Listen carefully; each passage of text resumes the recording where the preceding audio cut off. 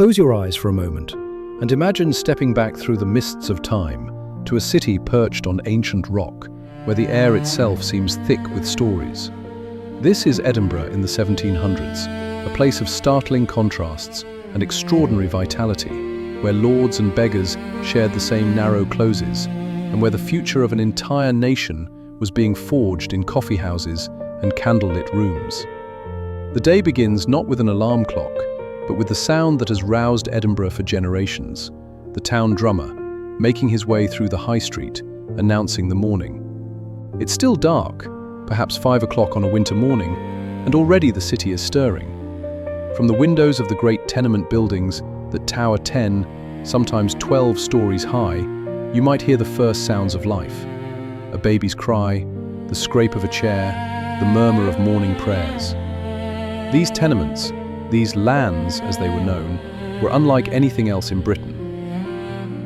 Nowhere else did people live stacked so high, so close together. A lord might occupy the grand apartments on the second floor, whilst a wigmaker lived above him, and a fishwife above that, and a lawyer's clerk in the attic. The wealthy didn't flee to separate quarters as they did in London. Here, in this vertical city, all of humanity pressed together, separated only by a flight of stone stairs. As dawn breaks, the real symphony of the old town begins. The caddies, those street-smart guides and messengers who knew every wind and close, are already at their posts, ready to run errands for a few pennies. The chairmen, brawny Highlanders most of them, prepare their sedan chairs for the day's business, ready to carry the genteel through streets too narrow and steep for coaches. And everywhere, there's the chatter of Scots, that distinctive Edinburgh voice, mixing French phrases from the old Alliance, Latin from the universities, and the broad Scots that Burns would soon make immortal.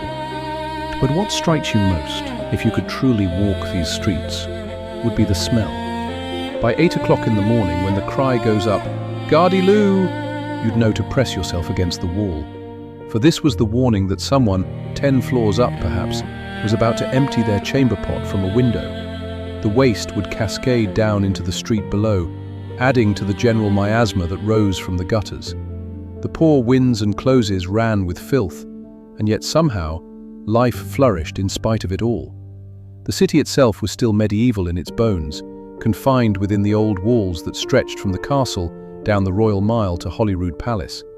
There was nowhere to build but upward, and so upward Edinburgh went, creating those extraordinary canyons of stone where washing hung from windows like flags, and where the sun barely reached the lower floors.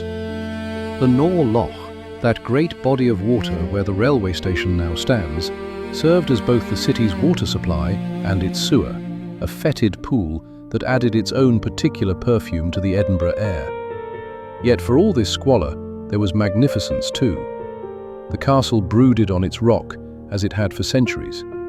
St. Giles's Cathedral dominated the high street, with its crown spire reaching toward heaven.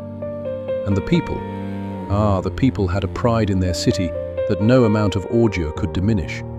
This was, after all, the capital of Scotland, and though the Union of 1707 had taken the Parliament to London, Edinburgh remained the seat of Scottish law, learning and culture. By mid-morning, the coffee houses and taverns are filling.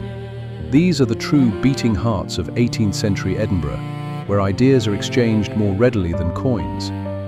In places like Johnny Dowie's Tavern, you might find the poet Robert Ferguson, young and brilliant, composing verses in Scots that captured the very soul of the city.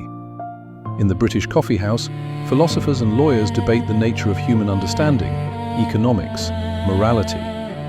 This is the Athens of the North in its genesis, though few yet realize the magnitude of what's unfolding in these smoky, intimate rooms. The marketplace at the Lucan Booths, those shops built against the side of St. Giles, thrums with commerce. Here you can buy anything from French wine to English broadcloth, from mathematical instruments to the latest pamphlets, smuggling in dangerous ideas from France. The fishwives from Newhaven and Musselburgh cry their wares in voices that carry clear across the high street. Their creels, heavy with herring or oysters, are balanced on their backs as they've walked the miles into town before dawn. Visit one of the great houses on the Canongate and you'll find a different world entirely. Here, in rooms lit by expensive candles and warmed by coal fires, ladies in silk gowns practice their French and their music. The furniture is walnut or mahogany, much of it brought up from London or even France. Tea is served in delicate china cups, sugar dissolved with tiny silver tongs.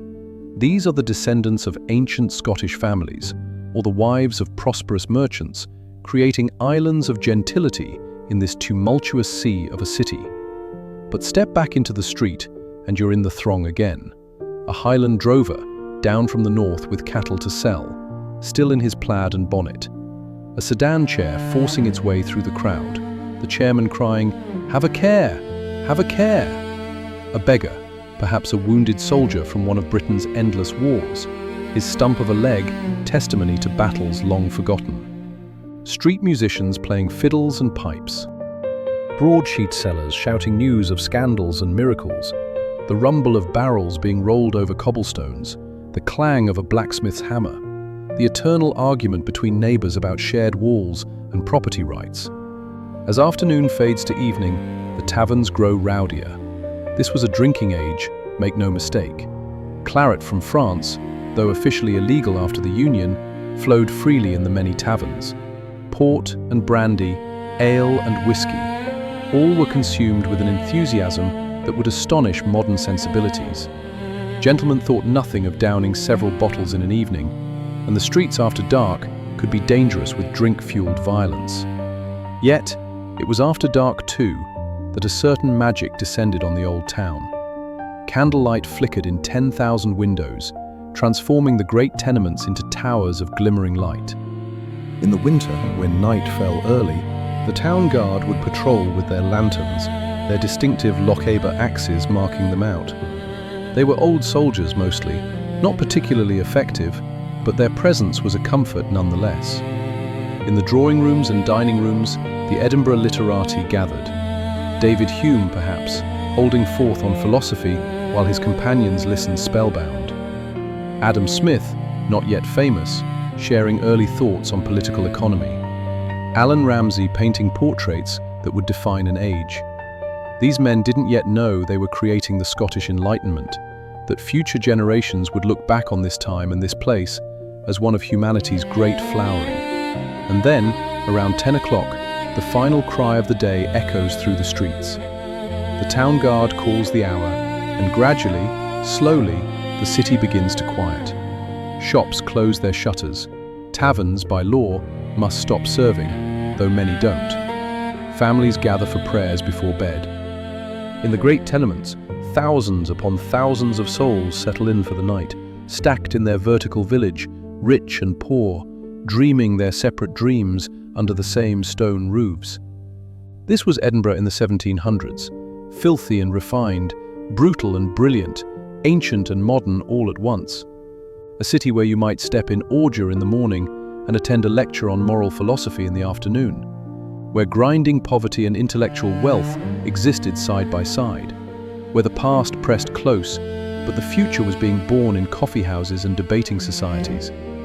The city would soon transform.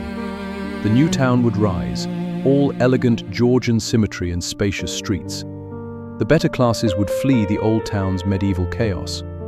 But for now, for this brief, extraordinary moment, Edinburgh is still its old self, chaotic, vital, argumentative, learned, and utterly unforgettable. If you listen carefully, you can almost hear it still, echoing down the centuries. The town drum, the cry of "Gardy-loo!" The fierce debates in smoky taverns, the accent that makes philosophy sound like poetry. That was Edinburgh, 300 years ago, and something of that spirit lingers yet in the ancient stones of the Royal Mile.